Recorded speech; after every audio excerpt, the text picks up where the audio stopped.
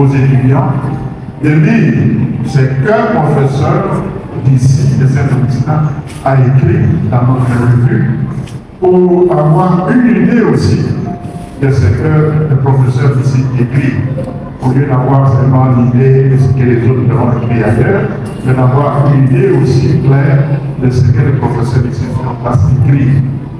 Et là, c'est l'occasion pour nous tous de découvrir le livre du professeur Ligo. Ainsi, donc, je vous souhaite la bienvenue en même temps que je demande au bon de venir pour présenter son livre.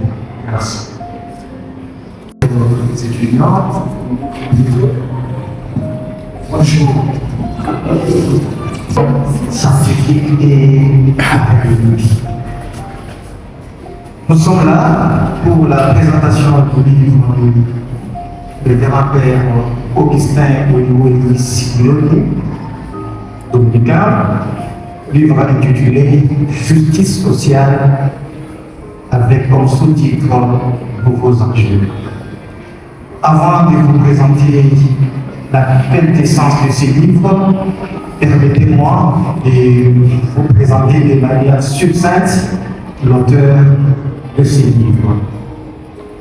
Augustin Olivier est docteur en philosophie de l'Université de Louvain en Belgique depuis 2018. Sa thèse a porté sur l'impact de la reconnaissance mutuelle dans un processus de réconciliation, car le conflit primaire et l'égou dans tout pays en République démocratique du Congo. Il est actuellement professeur, c'est l'ancien prof, il a déjà été prof, il est PA pour les comptes de l'IEC qui s'en va. Il est également doyen de la faculté de philosophie et chargé du département Afrique à Communie Universitatis, dont le siège est à Bruxelles. Il est enseignant visiteur à l'Université Saint-Augustin, à l'Université de Kisangani, à l'Université de Ouélé, au Philosophat Saint-Augustin de Kisangani et à l'Université Narcisse de Kisangani. Son domaine de recherche, philosophie sociale et politique, philosophie morale, philosophie médiévale, éthique sociale, technique de négociation et de médiation, la réconciliation post-conflit, les théories de la reconnaissance. Il est auteur de plusieurs articles, mais surtout de 6 ouvrages, notamment Accès honnête, Lutte pour la reconnaissance, livre publié en 2015. Ce que disent les philosophes du vivre ensemble, publié en 2018. La réconciliation après un conflit violent, publié en 2019. La reconnaissance et réparer les blessures, publié en 2019. Négociation des conflits sociaux, publié en 2023. Et aujourd'hui, justice sociale, nouveaux enjeux, publié en 2025. Père Olivier, sans briser votre humilité et votre sens de discrétion, je dois dire que vous êtes très fécond, scientifiquement bien sûr, très fécond, et vous faites preuve même de votre appartenance à votre famille religieuse qui a connu dans l'histoire des très grands philosophes et théologiens, à l'instar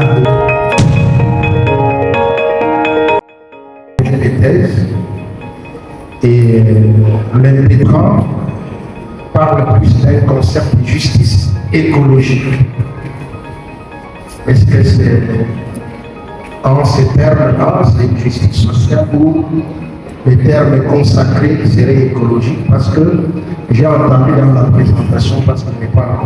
Et aussi la richesse scientifique, parce que quand j'ai suivi les modérateurs présentés, je me suis rendu compte que c'était une mine d'or. Mais j'avais une petite préoccupation. Dans la catégorie des injustices que vous avez énumérées, je ne sais pas si vous n'avez pas touché aussi l'injustice épistémique concernant les savoirs, où les savoirs les plus forts sont parfois ont une prééminence sur les savoirs et ceux qui sont considérés plus pauvres et dans la science. Voir si la question de la justice écologique ferait partie de la justice sociale. Est-ce que ça?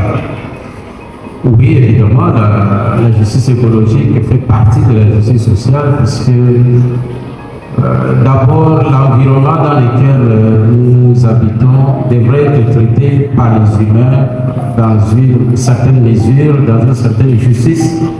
Et aussi,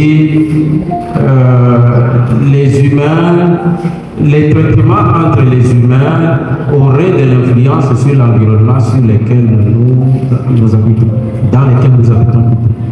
Ce qui fait que je situerai la justice écologique dans la justice climatique, où je ferai de la justice écologique et de la justice climatique, d'autant plus que la question du climat n'est pas évoquée sans l'environnement social qui reçoit le climat ou sur lequel le climat s'exerce. En ce qui concerne la justice spirituelle, comme vous l'avez dit, je ne pense pas ici à une spiritualité quand je parle de la justice spirituelle. Je pense seulement à un référent transcendantal, un repère qui pourrait peut-être aujourd'hui permettre aux hommes d'avoir peur de commettre autant d'inégalités ou d'injustices. J'ai pris ici référence aux écrits de Lévinas qui nous invite à voir le visage de l'autre comme ce qui nous interpelle.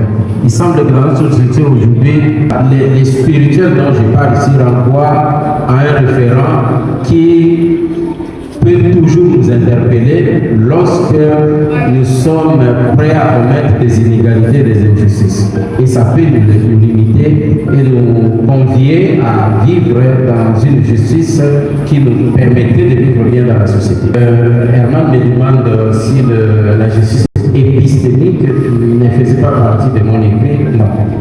Je n'ai pas réfléchi sur la question de la justice épistémique, savoir les inégalités qu'il y a aujourd'hui dans le domaine du savoir, la manière de traiter les gens dans ces domaines-là. Je n'y ai pas réfléchi. Excusez, je voulais revenir un peu à la question de Prof Book parce que ça me venait aussitôt que j'ai vu les titres de votre travail. Non? Et je me réfère un peu au pape François lorsqu'il parle de l'écologie intégrale. Et en parlant de l'écologie intégrale, j'ai commencé à me dire, mais est-ce que la justice sociale est inclue dedans ou alors sont des mots synonymes finalement? Parce que dans l'écologie intégrale, il voit, même si l'homme est au centre, mais il voit l'homme qui est lié aux autres hommes, lié à la nature, mais aussi au transcendant. Transcendant, je suis vraiment content que vous dites un référent, ce n'est pas nécessairement Dieu, mais un référent, ça peut être ce qui interpelle au sens. Alors, dans ce sens-là, est-ce que pourrons-nous dire la justice sociale est inclue dans ce qu'il pourrait dire écologie, mais pas seulement écologie, il faudrait encore ajouter intégrale au sens du pape pour comprendre. Ou alors c'est le contraire qui est inclus dans l'autre. Quand vous avez commencé aussitôt, quand il a commencé à présenter, l'idée là m'est venue, mais j'étais sorti, je ne sais pas ce qui s'est passé après moi. Mais l'idée reste comme une soif quand même pour savoir.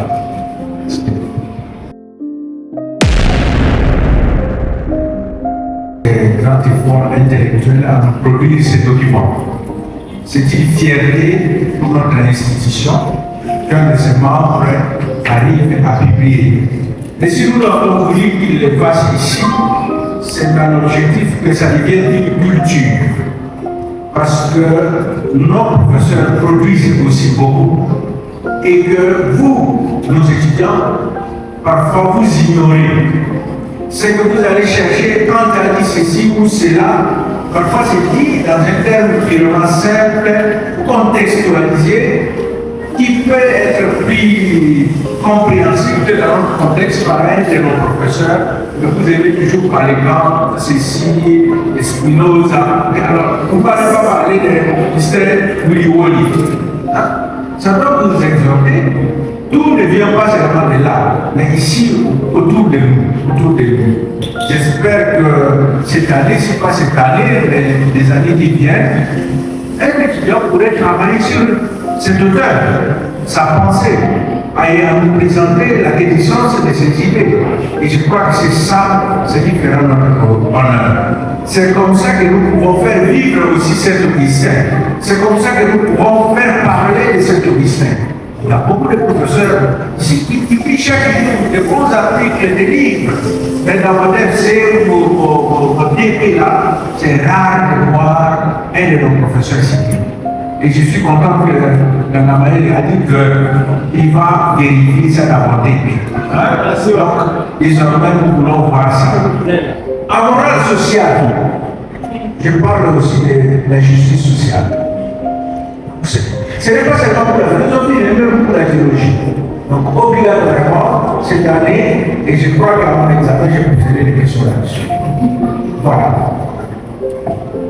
Au nom,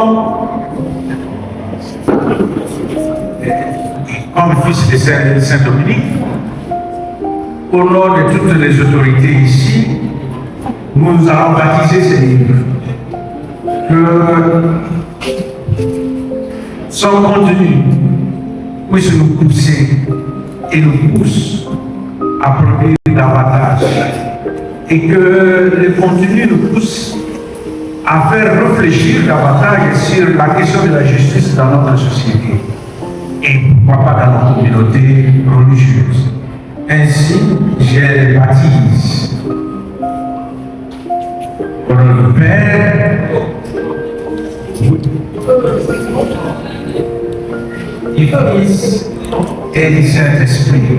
Mais aussi, oui, au nom de tous nos saints qui nous gardent, et ici particulièrement Saint-Augustin et Saint-Dominique, qui ne longue vie à la science ici au sein de notre université. Merci beaucoup.